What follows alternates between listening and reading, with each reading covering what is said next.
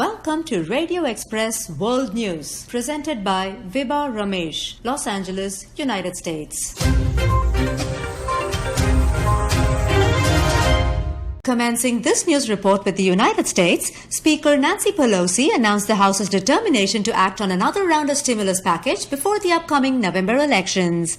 She said that it was critical to the upliftment of the coronavirus-ravaged economy. In all likelihood, the proposed expenditure on the relief aid will be somewhere in between what the Republicans and the Democrats had proposed. Sources have it that the new measure would encompass reinstating the lapsed federal unemployment aid at $450 per week for 8 weeks, after which it will be increased to $600 a week for 5 weeks. Further, around $500 billion will be allocated to state and local governments. Meanwhile, the Assistant Secretary of Health for Public Affairs apologized to Alexei Azar for criticizing the work of federal scientists on the pandemic. To this extent, Michael Caputo is seeking leave of absence citing health problems. Although most European countries witnessed a roller coaster ride of coronavirus cases, with some countries experiencing a resurgence, Sweden has been consistent in recording the fewest single-day cases since the beginning of the crisis. The 7-day average of new cases in Sweden stands at 108 as of Tuesday. A comparative analysis of infection rates between Sweden and its European counterparts reveals a 14-day cumulative total of new cases at 22.2 per 100,000 inhabitants, as against 279 in Spain, 158.5 in France, 118 in the Czech Republic, 77 in Belgium, and 59 in the United Kingdom. Over to France, President Emmanuel Macron's initial mindset to fight the invisible virus has now shifted to learning to live with it, as his message reads, "Learn how to live with the virus." And this is not just the case with France, but with much of Europe, as coronavirus cases have steadily increased and in some parts resurfaced after a decline, causing a resurgence. Discarding hopes of eradicating the virus or developing a vaccine, people have gone back to normal life even as the pandemic has taken away as many as 215,000 lives across Europe. Moving on to India, upon identifying the importance of small satellites, the DRDO chief VK Saraswat announced that planning is on to launch around 7,000 such satellites by 2027, the total value of which amounts to $38 billion.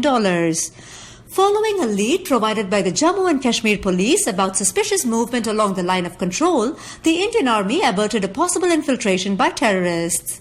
Starting September 21st, Indian Railways will run 40 clone trains, with 12 of them either originating or terminating in Bihar. And in Germany, the government has planned to invest 750 million euros in strengthening the efforts of 3 domestic companies in their efforts to develop a COVID-19 vaccine. The news, as announced by 2 German ministers, confirms their goal to provide a safe and effective vaccine to Germans and other Europeans by next summer. The companies in question include CureVac and BioNTech, both of which are developing vaccines using messenger RNA, a technology that has never been used to make a vaccine. A spending of 252 million euros will go to CureVac, while BioNTech will receive 375 million euros in the form of federal grants. After 6 months of closure, high schoolers and undergraduate students returned to campus yesterday in Pakistan. In order to ensure that students and staff stay safe from the virus, education authorities have devised a modified class structure. According to the new structure, students are divided into groups of 2, with each group attending classes on alternative days. This is in addition to the standard safety measures of mask wearing and social distancing. Officials would monitor the situation for a week, and if everything's under control and manageable, classes for younger children will also reopen. Moreover, selected schools will undergo testing to identify the spread of the virus, if any. According to officials, any school breaking the safety rules would be fined and, in worst-case scenario, asked to shut down. And here's some favorable news from Australia. For the first time in over 2 months, the largest state recorded no coronavirus deaths. Victoria was once known to be the hub of the virus. That said, Melbourne continues to remain in lockdown even as other states have started relaxing the restrictions as cases began to decline. On Tuesday, a Chinese state media announced that a coronavirus vaccine will be made available to the public as early as November this year.